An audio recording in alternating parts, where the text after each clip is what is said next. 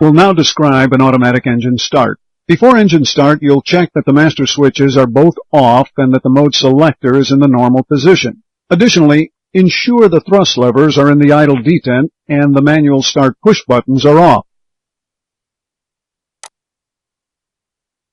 The memo on the EWD indicates that APU bleed is available.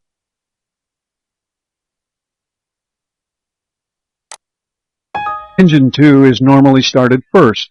This is because Engine 2 provides power to the yellow hydraulic system, which provides pressure for the parking brake.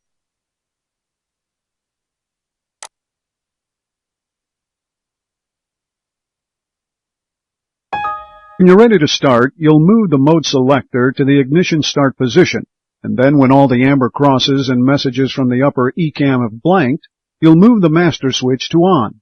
With these actions, the engine start sequence is fully automatic. The available pneumatic pressure is displayed on the lower left of the engine page.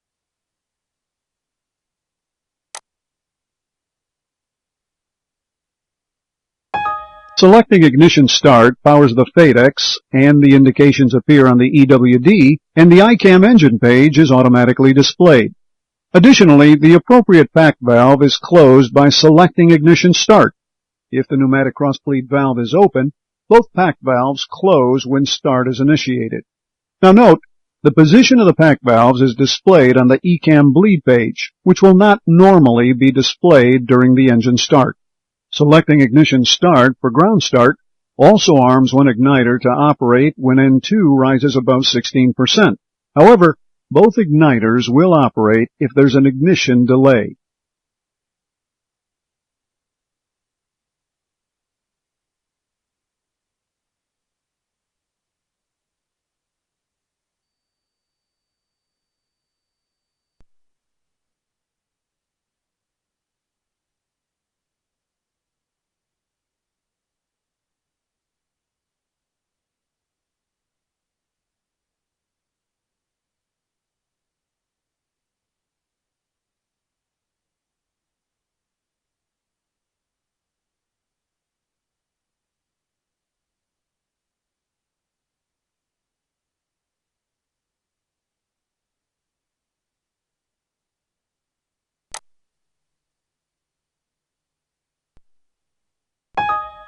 The next step is to move the master switch to on. If the APU bleed air is used, the APU speed increases to provide sufficient bleed. Selecting the master switch to on opens the low-pressure fuel valve, if the engine fire push button is in, and the start valve opens. Engine start valve opening is indicated by the change of the green cross-line display to a green inline display.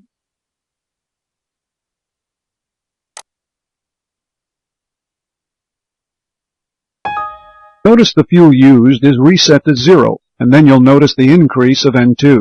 The N2 is temporarily displayed on a gray background.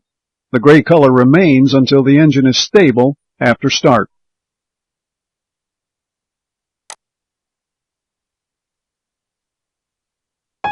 Observe an increase in the oil pressure, and finally, a display of the increasing N1.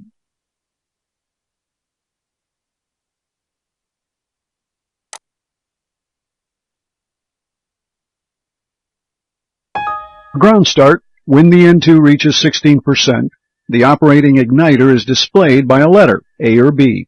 The high-pressure fuel valve opens when the N2 is above 22% for ground start or 15% for in-flight start. The fuel used display shows that fuel is now flowing, and when light-off occurs, you'll see an increase on the EGT display. The maximum time from fuel introduction to EGT and N1 increase is 15 seconds.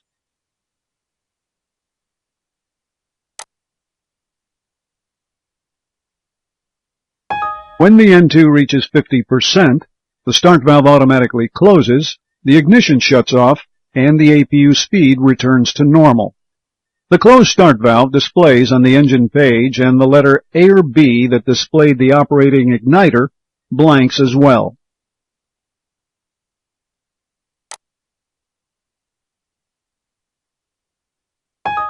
At ISA sea level conditions, the N2 will stabilize at about 58%, EGT at about 390 degrees Celsius, and fuel flow at about 275 kilograms per hour or 600 pounds per hour.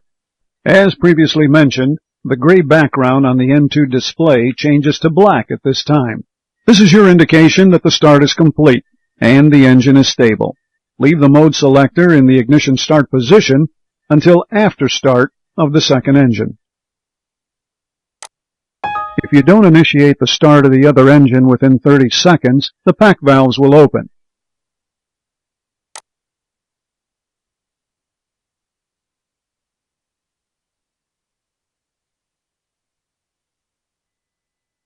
On this frame, you can start the other engine by moving its master switch to on. Note the sequence of events as they occur for this automatic engine start.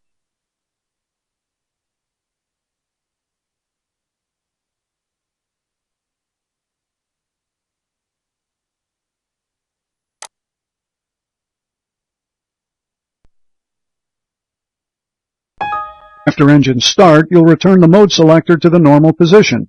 As soon as this is accomplished, the ECAM automatically displays the wheel page. Note, if you leave the mode selector in ignition start, the ECAM engine page remains displayed and the automatic function of continuous ignition that is available when norm is selected would not be available until after liftoff.